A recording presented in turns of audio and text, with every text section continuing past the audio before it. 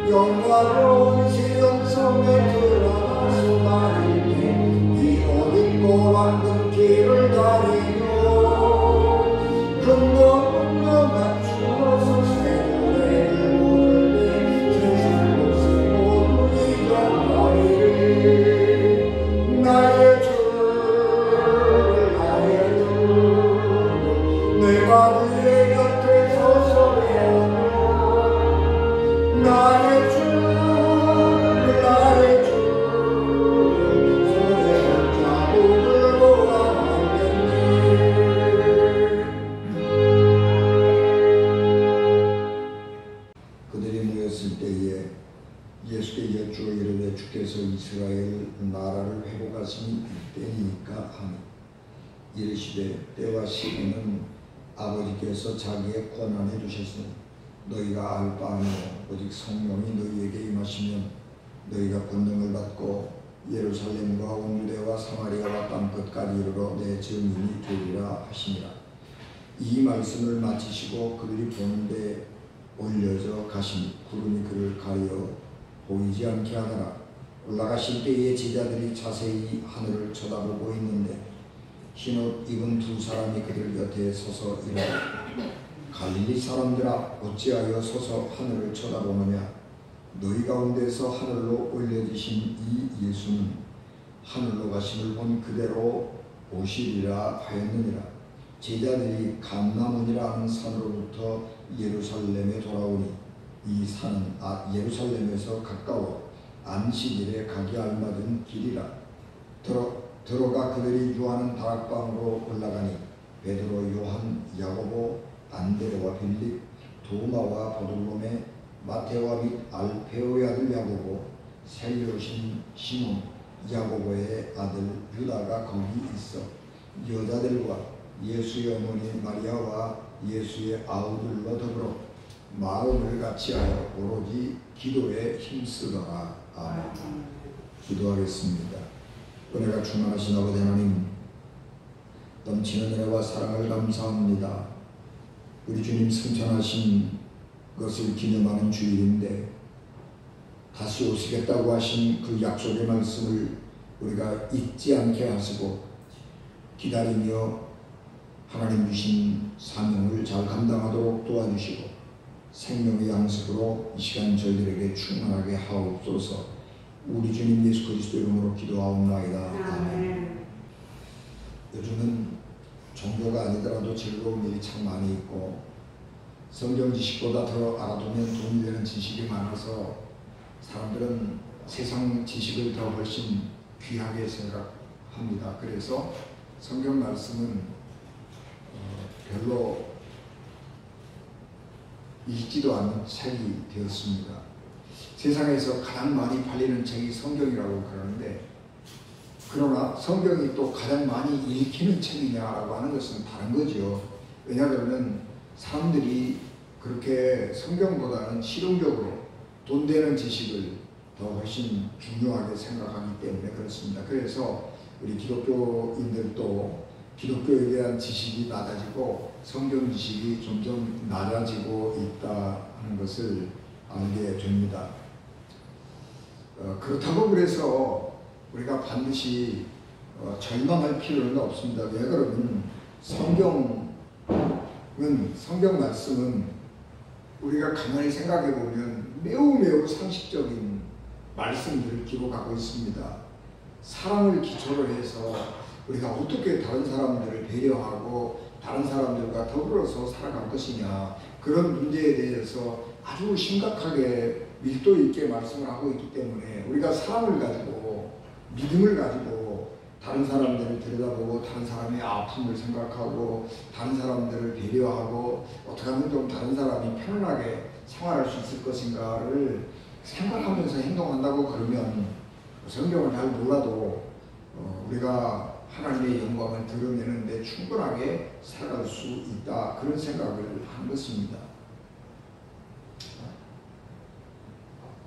여러분들, 우리가 깊이 다시 생각해 보아야 되는 것은 지식이 많은 것이 좋은 것이냐 라고 하는 것인데, 지식이 많은 것이 반드시 좋은 것은 아니죠. 왜냐 그러면 어떤 사람들은 아주 특별하고 특정한 지식이 있는데 그 지식이 평범한 사람들의 상식만도 못한 경우가 많이 있어요. 그래서 나오는 말들이 곡학아세, 그런 말이죠. 학문을 비틀어서 세상에 아첨한다, 그런 말이잖아요. 공부를 많이 했어요. 공부를 굉장히 많이 했는데 그 공부를 한 것을 가지고 다른 사람을 어떻게 하면 더 편안하게 해줄까, 세상을 좀 더 아름답게 만들까, 그렇게 생각하는 것이 아니고 그 공부한 것을 가지고 어떻게 내게 유익이 되도록 할까, 그런 생각을 하고 자기의 입신양명만 생각하고 공부를 하면 곡학아세가 된 세상 학문을 굳게 만들어서 자기에게 유익하도록 세상에 아첨하는 것이 되어버리는 거죠. 요즘에 법기술자라고 하는 말이 새로 만들어졌죠. 이게 곡학아세하고 비슷한 말이에요. 이게 뭐냐 그러면 법률가 그러면 판사, 검사, 변호사 이런 사람들이잖아요. 그런데 이 사람들이 자기들이 가지고 있는 법 지식을 활용을 해가지고 이걸 비트는 거예요. 비틀어 가지고 옳은 것을 틀렸다고 만드는 거예요. 그래서 자기들이 가지고 있는 이 특별한 지식을 가지고 옳은 것을 그렇게 만들고, 그래서 억울한 사람을 만들어내는 것이고 자기 목적에 맞도록 한 사람을, 나쁜 사람을 만들어버리는, 죄인을 만들어버리는 것입니다. 그래서 이 법기술자라고 하는 아주 낮추어보고 비꼬는 말들이 생겨나게 되는 것입니다. 왜 이런 곡학아생이 법기술장이 이런 것들이 나타나느냐 그러면 우리 인생을 짧고 이렇게 눈앞에만 보기 때문에 그래.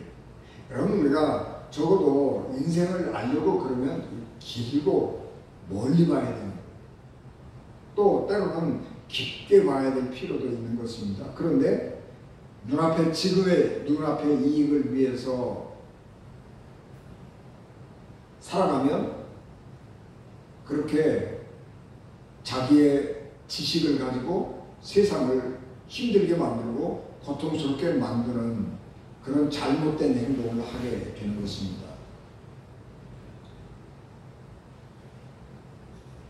믿음의 사람은 눈앞에서 벌어지는 작은 일에 연연하지 말아야 합니다. 그리스도인들은 눈앞에 내게 어떤 것이 유익하냐 하는 것을 관심 가지고 보는 것이 아니고 하나님을 바라보면서 하나님은 어떻게 생각하실까? 하나님은 뭐라고 말씀하시는가? 그런 것을 염두에 두고 오늘 우리의 삶을 결정하는 것입니다. 그래서 그리스도인들은 과거가 우리를 결정하는 것이 아니라 미래가 우리의 삶을, 현재의 삶을 결정하도록 살아가는 사람들이, 세상 사람들은 과거가 우리의 현재를 결정하게 만들죠. 그래서 내가 과거에 경험을 해보니까 이렇더라. 그래서 내가 과거의 경험을 기준으로 해서 내가 이렇게 행동을 해야 오늘 내게 이익이다. 그렇게 생각하는 거죠. 그러나 그리스도인들은 그렇지 않아요. 그리스도인들은 미래를 보면서 우리가 하나님의 보좌 앞에 갔을 때에 하나님께서 나를 어떻게 보실까? 그것을 염두에 두고 살아가는 사람들이기 때문에 삶의 기준이 달라지는 것입니다. 그래서 그리스도인이 우리 하나님을 얼마나 믿고 있다면 절대로 그렇게 세상 가운데에서 자기 이익을 위해서 진리를 비틀어버리는 일을 할 수가 없게 됩니다. 여러분 우리가 신앙생활을 나가면서도 믿음 안에서도 희망과 절망이 늘 교차하지요. 하루의 삶에서도 희망과 절망이 교차하기도 하고 우리가 신앙생활 해오면서도 희망과 절망이 늘 교차합니다. 그것은 예수님의 제자들도 마찬가지였습니다.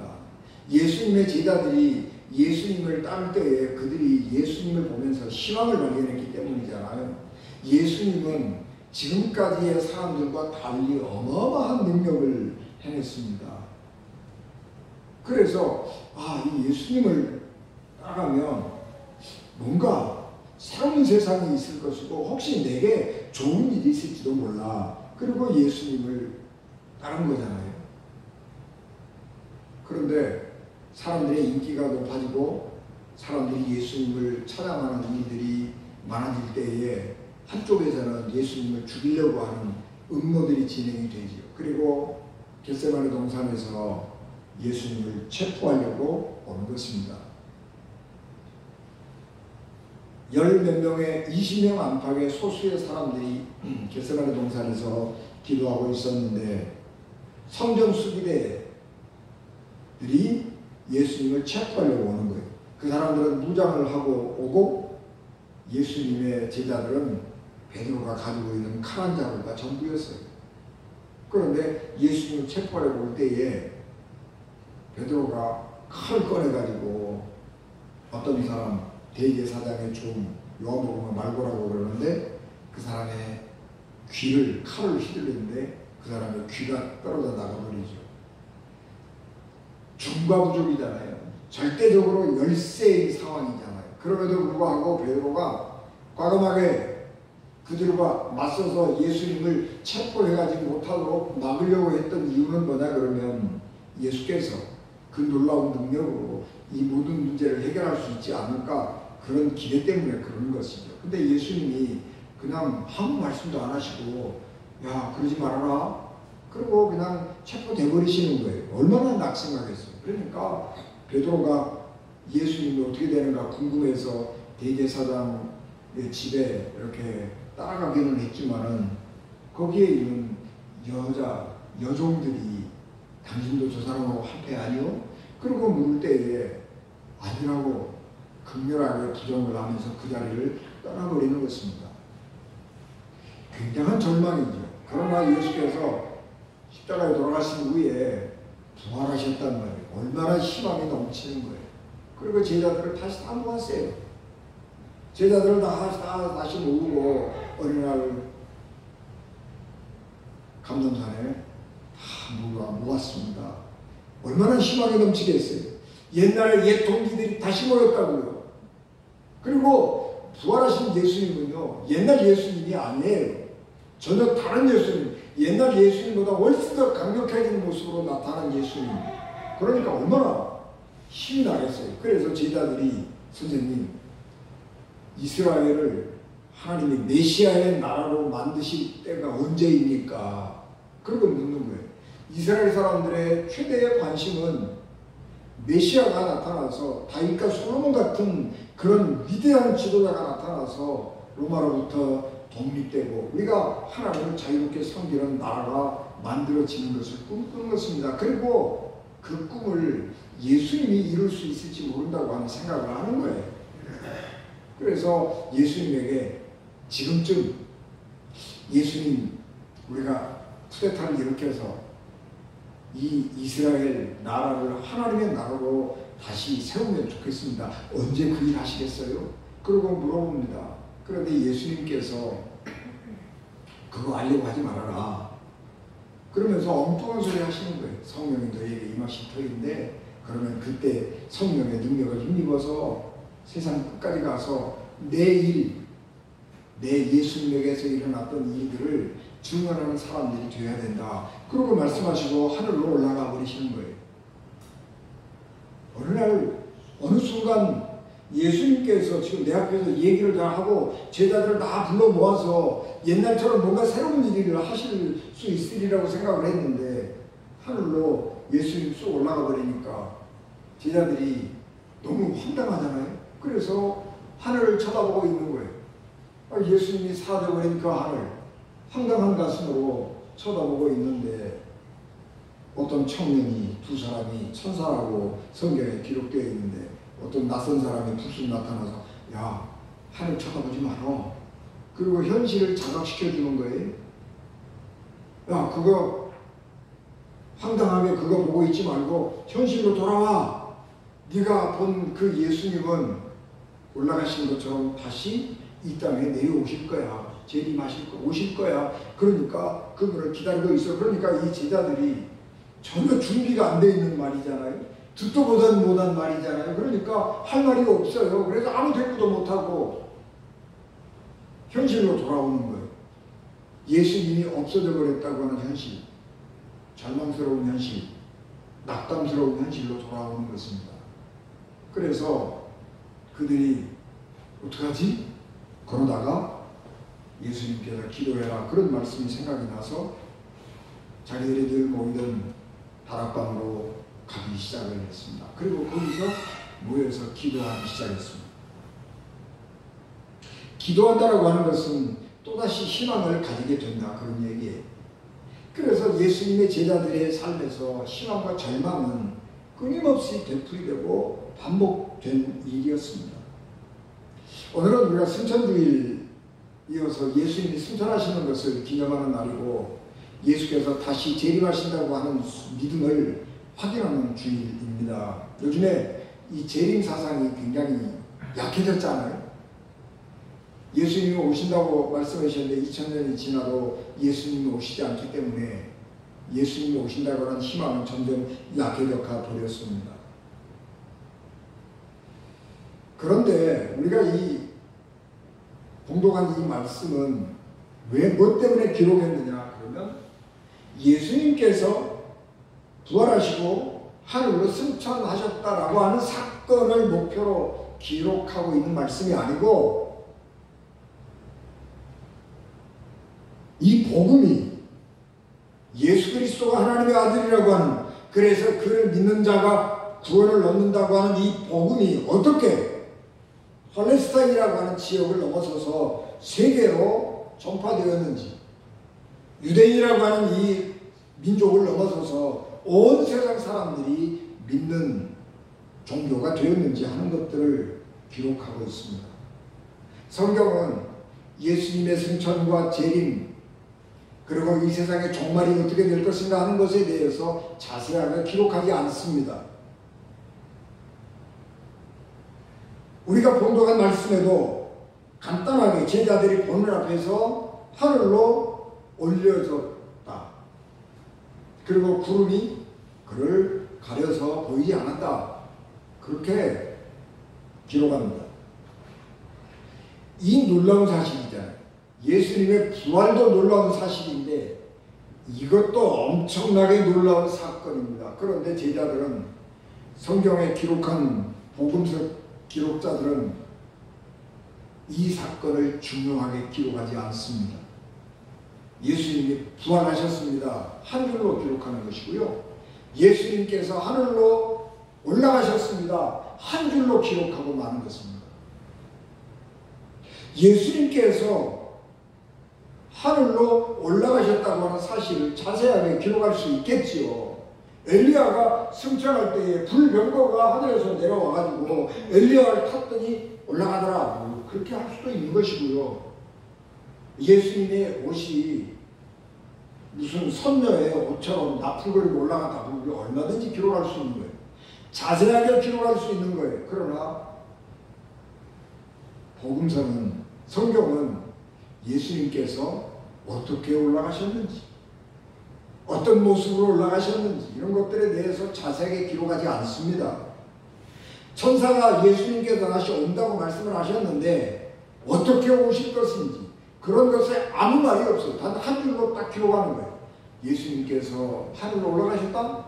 그리고 천사가 말하기를 너희가 본 그대로 다시 오실 것이다. 그 한 줄이에요.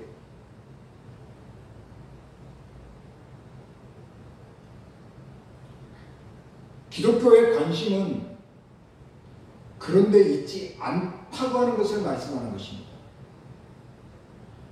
여러분, 우리가 기독교 이단들이 많이 있는데 그 이단들 가운데 굉장히 많은 수가 안식일교도 마찬가지고 여호와증인도 마찬가지고 또 요즘에 신천지도 마찬가지인데 예수님의 재림에 관심을 가지는 거예요. 예수님의 재림. 그래서 13만 4천 얘기도 하는 것이고 공중재림 얘기도 하는 것이고, 그래서 1914년도에 재림했다 그렇게 얘기하는 게 1914년 제1차 세계대전이 일어난 때잖아요. 그렇게 얘기하는 거예요. 근데 다 틀렸어요. 왜냐 그러면 하나님께서 우리에게 그런 거 관심 갖지 말라는 거예요. 요한계시록이나 다니엘이나 이런 성경들을 다 조각조각 모아가지고 열심히 소설을 자기가 써놓고 예수님은 이렇게 오신다, 세상은 이렇게 되어갈 것이다. 그런데 그건 자기 상상이고 소설이지 성경은 그런 데 관심이 없어요. 하나님은 그런 데 관심이 없어요.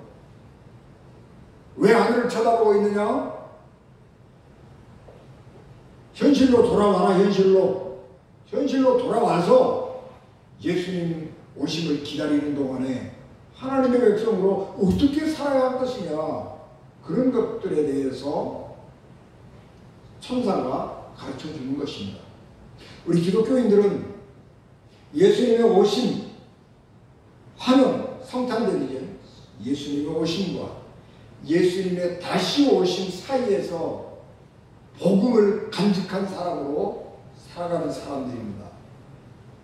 그래서 우리가 이 시대를 어떻게 살아가는 것이냐, 그런 것이고, 이 시대를 믿음의 시대, 이 시대를 교회의 시대, 그렇게 이름 짓는 것입니다.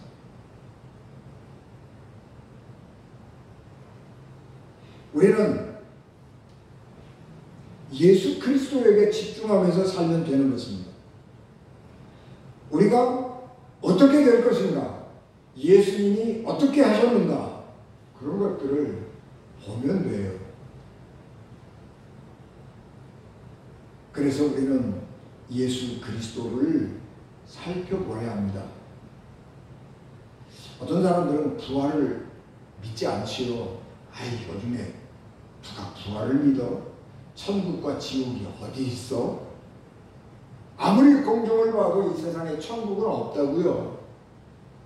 지옥이 있다면 금성 같은 곳이 아닐까? 온도가 500도가 넘어가는 그런 뜨거운 행성, 금성, 그게라면 지옥일 수 있겠지. 그렇지만 그게 지옥인가요? 아니에요. 천국이 어디에 있죠? 몰라요. 어딘지 모른다고요. 그것은 하나님이 우리에게 안 가르쳐 주셨어요. 관심 갖지 말라는 거예요. 천국과 지옥이 없어서가 아니고 기독교인들의 관심은, 성경의 관심은, 하나님의 관심은 우리에게 주어진 이 한 번밖에 없는 인생을 어떻게 아름답게 하나님의 백성으로 살아갈 것이냐, 구원받은 백성으로 살아갈 것이냐 하는데 관심이 있는 것입니다. 누가복음 24장 51절 52절 말씀에 축복하실 때에 그들을 떠나 하늘로 올려가시니 그들이 그에게 경배하고 큰 기쁨으로 예루살렘에 돌아가, 그렇게 기록합니다. 부활하신 예수님이 승천하시는 것을 보고 제자들이 경배했다고 누가복음은 기록합니다. 이 말은 예수님이 승천하시는 모습을 보면서 이분이 하나님이시구나, 그걸 절감하는 거예요. 부활하신 예수를 보고 도마가 나의 주님 나의 하나님 그렇게 고백을 했지만 예수님이 하나님이시라고 하는 그 고백은 부활에서도 확증됐지만 모든 제자들이 다 그렇게 인정하게 된 것은 승천하신 사건이에요. 그래서 하나님에게만 경배하는 것이 옳은 것인데 예수님에게 경배하는 거예요. 예수님께서 사역 시작하실 때에 마귀가 와가지고 세상의 모든 부귀영화 영광을 다 보여주면서 야, 나한테 절만해. 그러면 내가 너에게 이 세상에서 누릴 수 있는 모든 부귀영화를 누리게 해줄게. 그렇게 유혹할 때에 우리 주님께서 말씀하시기를 너희 주 너희 하나님께 경배하고 다만 그를 섬기하였느니라, 그렇게 말씀을 인용하면서 거절하시죠. 경배하는 것을 거절해요. 하나님께만 경배하는 거예요, 그리스도인들. 그런데 하나님이 이 그리스도가 승천하시는 것을 보면서 제자들이 경배하는 겁니다. 복음을 전하던 예수님이 복음이 되었고 인간으로 태어나신 예수님이 하나님이 됐다라고 하는 것을 고백하는 거예요. 그래서 예수 그리스도가 하나님이시고 예수 그리스도가 이 세상의 구원자라고 하는 것을 확신하게 됐고 그것을 세상에 전하는 사람들이 제자들입니다.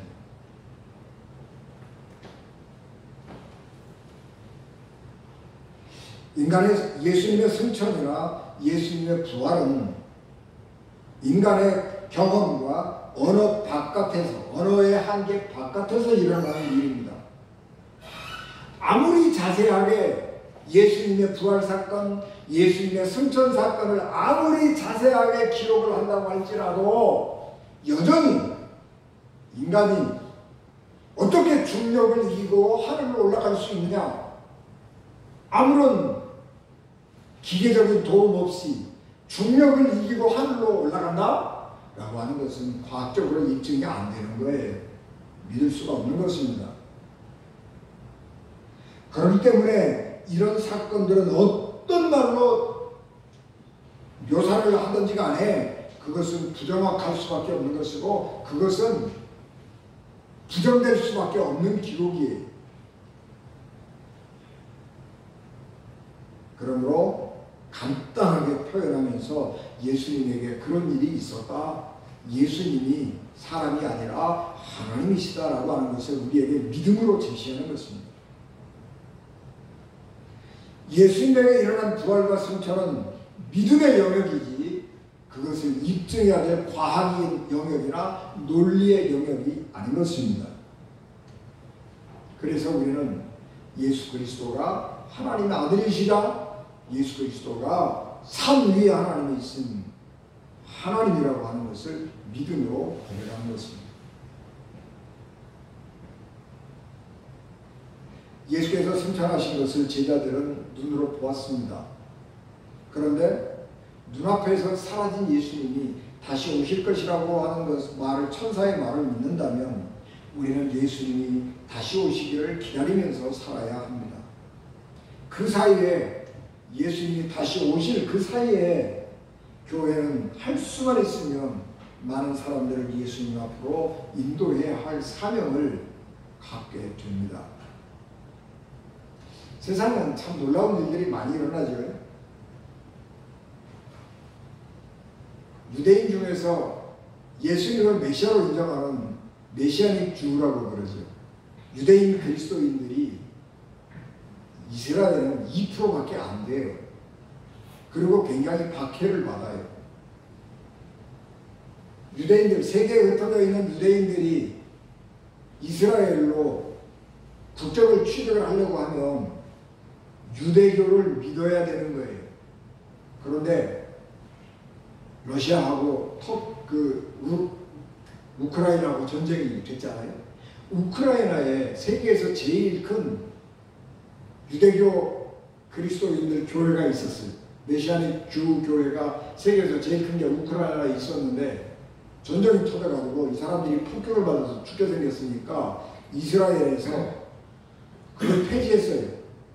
유대교인이어야 이스라엘 국적을 취득한다고 하는 것을 폐지하고 무조건 받아들였어요. 그래서 우크라이나에 있는 메시아닉 주들이 이스라엘로 엄청나게 들어갔어요.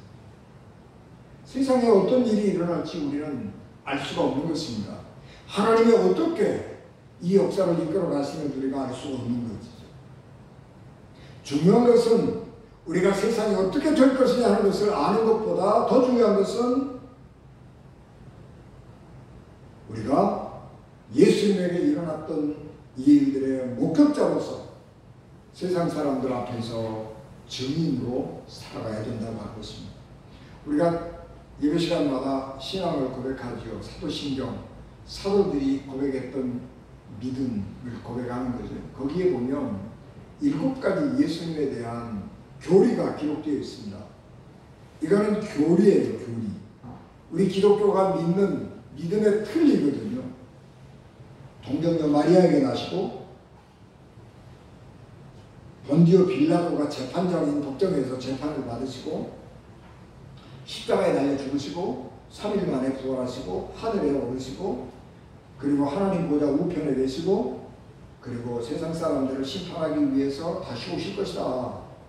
그런 7가지의 예수님에 대한 교리가 우리의 믿음으로 고백하고 있고 사도신경의 내용의 핵심 사항입니다. 우리는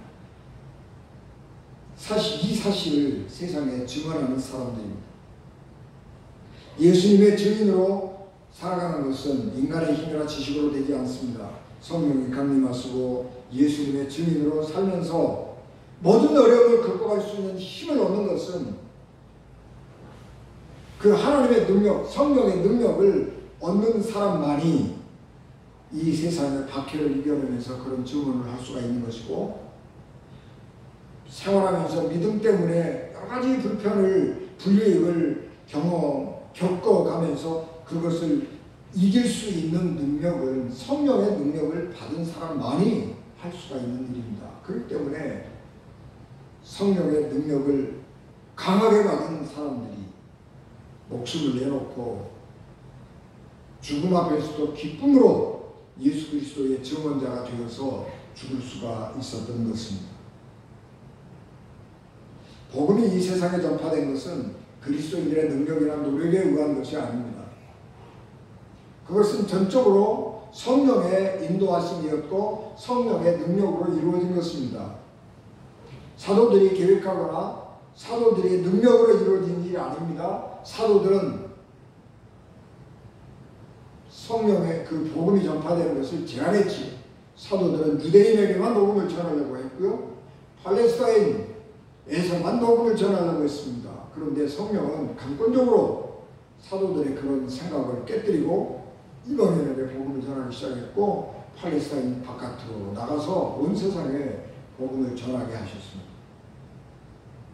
그래서 강권적으로 하나님이 온 세상에 복음을 전하게 하셨습니다. 모든 것은 성령이 하신 일입니다. 그러나 성령께서 그렇게 일하시기까지 성도들은 모여서 기도하는 일을 제일 먼저 하기 시작했습니다. 예수님이 이 땅에 계실 때에 기도의 사람이었습니다. 그래서 예수님은 우리에게 기도의 본을 보여주셨습니다. 예수를 본받은 우리는 제일 먼저 기도하는 사람이 되어야 합니다. 기도는 우리가 해야 할 일입니다. 우리가 기도할 때에 하나님은 하나님의 일을 하십니다. 기도하는 일은 우리의 일이고 하나님의 일은 하나님의 일입니다. 그래서 하나님의 일, 하나님이 하시는 일, 인간이 하는 일이 합해져서 하나님의 역사를 이루게 되는 것입니다. 세상 만물의 영향을 받은 사람들은 예수님에 대한 사실을 믿지 않습니다. 부활도 재림도 믿지 않습니다. 천국이 어디 있느냐? 그렇게도 우리에게 질문을 합니다. 그러나 우리는 증명할 수 있는 수단이 없습니다. 우리는 그것을 논리적으로, 과학적으로 증명할 수 있는 수단들을 가지고 있지 않지만 우리는 그것을 믿음으로 고백하는 사람들이고 그것을 세상에 선포하는 거예요. 설득하는 게 아니고 설득시켜서 예수님이 하나님의 아들이고 예수님이 우리의 구세주다라고 하는 것은 설득의 아니고 선포하는 거예요. 그래서 이 말을 듣고 믿는 사람은 하나님의 구원의 은총을 받을 것이고 거절하는 사람은 하나님의 은총 밖에 있게 되는 것입니다. 그렇기 때문에 교회는 믿음의 공동체여야 하는 것입니다. 이 믿음이 없으면 교회가 아니죠. 교회가 이 믿음을 잃어버리니까 세상에 나가서 자꾸 선한 일, 착한 일, 좋은 일을 하려고 그래요. 근데 그것 가지고 안 돼요. 교회가 선한 일, 착한 일을 하려고 그러면요, 국가가요, 더 어마어마한 조직과 돈, 능력을 가지고 교회보다 더 많이 해버리는 거예요. 교회는 믿음의 공동체, 예수 그리스도에 대한 믿음, 예수 그리스도가 우리의 구세주라고 하는 믿음을 가지고 살아가는 공동체이고, 그리고 우리가 그 공동체 안에 살고 있는 우리는 뭐 하냐? 사랑하고 기도하고 그거 하는 거예요. 그래서 교회는 믿음의 공동체, 그리고 사랑하고 기도하는 공동체인 것입니다. 요한복음 14장 15절 말씀, 너희가 나를 사랑하면 나의 계명을 지키리라. 요한복음 14장 21절, 나의 계명을 가지고 지키는 자라야 나를 사랑하는 자니 나를 사랑하는 내 아버지께 사랑을 받을 것이요 나도 그를 사랑하여 그에게 나를 나타내리라 말씀하셨습니다. 여러분, 우리 승천주일인데 예수님의 재림에 대해서 우리가 대한 믿음을 잃어버리면 안 되죠. 재림에 대한 믿음을 잃어버리면 안 되는데, 재림이 어떻게 될 것인가 하는 것을 프로그램으로 알 필요는 없단 말이에요. 그걸 믿으면 돼. 예수님 다시 오신다. 우리가 무슨 데살로니가 후서 요한계시록 이런 걸 막 인용을 해가지고 천사단의 나팔 소리가 나고 무슨 전천년이니 후천년이니 예수님이 오시는 요한계시록처럼 그냥 착착착 되고 그런 거 아니에요. 우리가 그거 알 필요 없어요. 그러니까 하나님이 하시는 일이에요. 우리는 예수님이 오신다 라고 하는 것만 믿으면 돼요. 우리 하나님은 우리에게 일하실 때에 우리의 미래의 스케줄을 점쟁이가 점치듯이 다 알려주는 게 아니에요. 야, 너 하나님 잘 믿으면 5년 후에는 네가 집 살 것이고 10년 후에는 네가 어디 갈 것이고 그렇게 안 가르쳐줘요. 하나님은 우리를 인도하실 때 코앞의 것만 인도하시는 거예요. 코앞의 것. 야, 지금 여기서 어떻게 하면 돼? 여기서. 그렇게 하는 거예요. 하나님이 우리를 인도하실 때는요, 우리를요, 그 순간순간 인도하시는 거예요. 우리는 하나님이 나를 위해서 어떤 계획을 가지고 있는지 몰라요. 몰라도 괜찮아요. 하나님이 그 순간 나를 인도하시는 대로 내가 순종하고 따라가면 되는 거예요. 그러면 어느 결인가 돌아보면 하나님이 나를 이렇게 인도하셨구나. 그런 것을 나중에 알게 되는 거예요. 지금 우리에게 중요한 것은 뭐냐? 기도하면서 하나님께서 나를 어떻게 인도하시든지 내가 성령의 인도하심에 순종하며 가리라 라고 하는 그 믿음이 필요한 것입니다. 그래서 내일은 난 몰라요. 오늘 기도하면서 하나님이 인도하시는 대로 순종하며 살겠습니다 라고 하는 믿음을 고백하는 것입니다. 우리는 재림을 기다리는 동안 믿음으로 살아야 하고 사랑으로 살아야 하고 우리 그리스도인의 삶은 기도이어야 합니다. 우리 교회가 그렇기 때문에 믿음의 공동체, 예수 그리스도에 대한 믿음, 그리고 우리는 서로 사랑하고 그리고 기도하는 공동체를 만들어 가야 합니다. 세상이 뭐라고 하든 세상이 어떻게 변하든 우리는 성령께서 인도하시고 성령께서 생각나게 하시는 말씀을 따라서 순종하면서 내게 주어진 길을, 믿음의 길을 묵묵히 걸어가는 우리 은진가족 되시기를 주 예수 그리스도 이름으로 축복합니다. 아멘. 기도하겠습니다. 은혜가 충만하신 내 아버지 하나님, 주의 은혜와 사랑과 저희들에게 충만하게 하시고 주의 다시 오심을 기다리는 믿음 가운데 우리가 기도하며 한 걸음 한 걸음 주님의 인도하심을 따라 살아가는 저희들 되게 하옵소서. 예수님 이름으로 기도하옵나이다. 아멘.